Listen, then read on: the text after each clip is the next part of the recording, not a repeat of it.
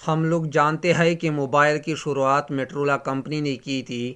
ہم جانتے ہیں کہ امریکہ کو کولمبس نے ڈسکور کیا تھا، لیکن کیا ہم جانتے ہیں کہ انگلش کب اور کیسے شروع ہوئی؟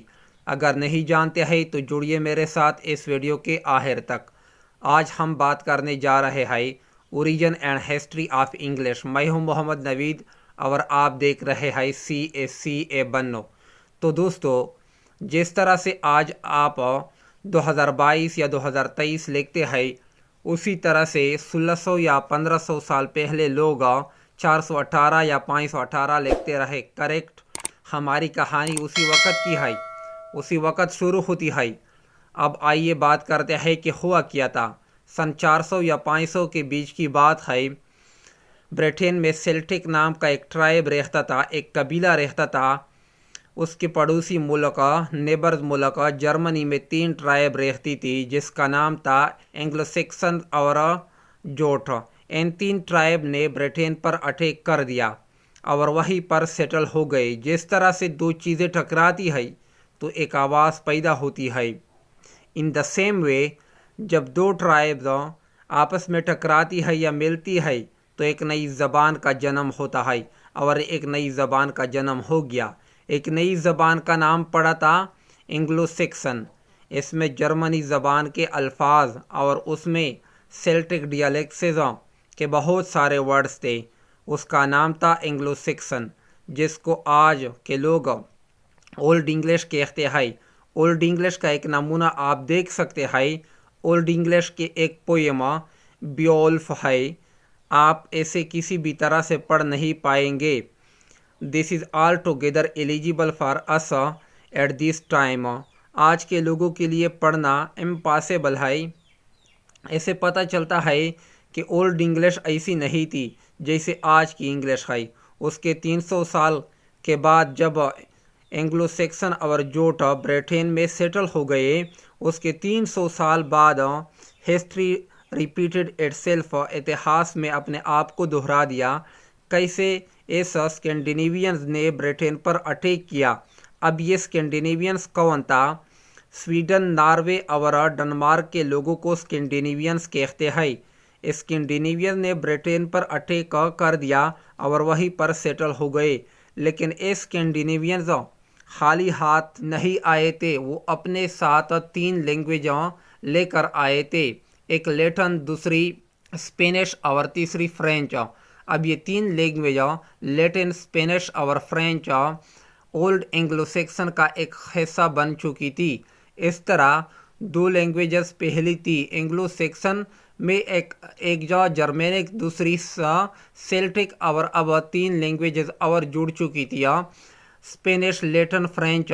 5 لینگویجز کا مکس لینگویج ہو چکی تھی، اور اس کا نام اب رکھا تھا انگلش کا، جو بعد میں انگلش ہوا اور بعد میں یہ انگلش ہوا۔ اس طرح سے آپ کو آپ کی زبان کا نام تک پہنچا دیا میں نے۔ اب آگے دیکھیے گا، برٹین کا بھی نیا نام کرن ہوا، اس کا نام بدلا گیا۔ کیسے؟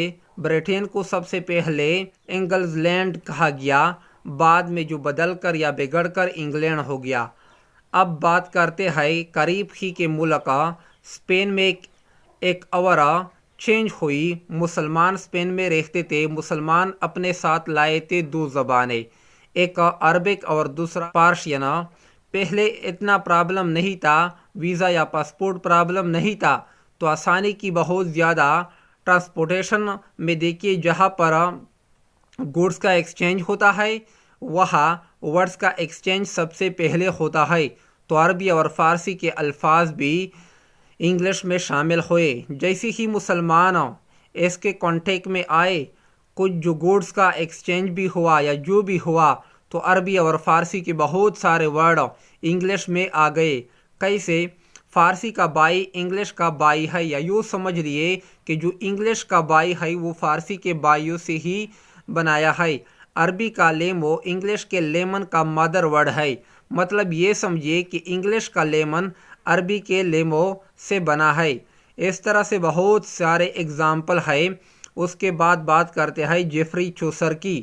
جیفری چوسر کو فادر آف انگلش کہا جاتا ہے۔ اور یہی وہ پہلے انسان ہے جنہوں نے انگلش میں بہت اچھی طرح سے پوئٹری کرنی ہی شروع کی ہے۔ یہاں سے وہ انگلش ہے جو آپ کے اور میرے سمجھ میں آ جاتی ہے۔ اسی طرح 14ویں صدی ایک اور بڑی چیز ہوئی جسے آپ رینیسانس کے نام سے جانتے ہیں، جسے اردو میں نشاطور ثانیہ بھی کہا جاتا ہے۔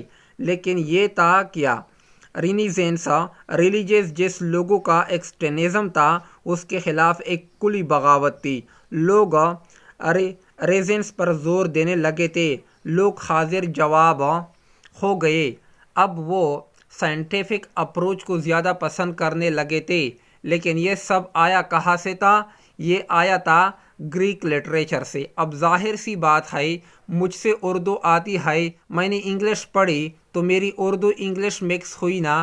اس طرح ان لوگوں سے انگلش آ گئی تھی، انگلش تیار ہو رہی تھی، لوگ بول رہے تھے انگلش جنہوں نے گریک پڑھی، جن کی انگلش اپنے آپ ہی گریک مکس ہو گئی۔ اس طرح انگلش میں ایک اور زبان مل گئی جس کا نام تھا گریک، اور میرے خیال سے یہی انگلش کا ایک گولڈن پیریڈ ہے۔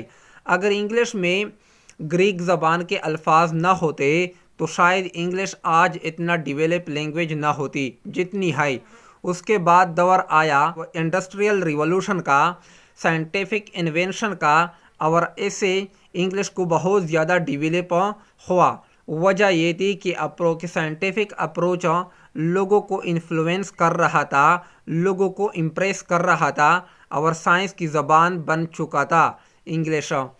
جتنا زیادہ سائنس لوگوں کو امپریس کر رہا تھا اتنی زیادہ انگلش لوگوں کو امپریس کر رہی تھی، وہ بھی اپنے آپ۔ اس کے بعد سن 1600 میں برصغیر میں انگریز لوگ آ گئے اور وہاں پر بولی جانے والی زبان کے بہت سارے ورڈز انگلش میں شامل کر دیے، جیسے جگرناٹ، جیسے کہ کارڈ، جیسے کہ مین، جیسے کہ ڈور۔ یہ سب برصغیر وہاں پر بولی جانے والی زبان سے بنے ہیں۔ تو اسی طرح سے انگلش ایک بہت بڑی زبان بن گئی۔ جب کولونائزیشن کا دور ختم ہوا تب تک انگلش بہت بڑی زبان بن گئی، اور آج انٹرنیٹ نے اسے گلوبل لینگویج بنا دیا ہے، انٹرنیشنل لینگویج بنا دیا ہے، اور برج لینگویج بنا دیا ہے، جو ملکوں کے، جو کنٹریز کے بیچ میں کمیونیکیشن کا ایک سنگل سورس ہے۔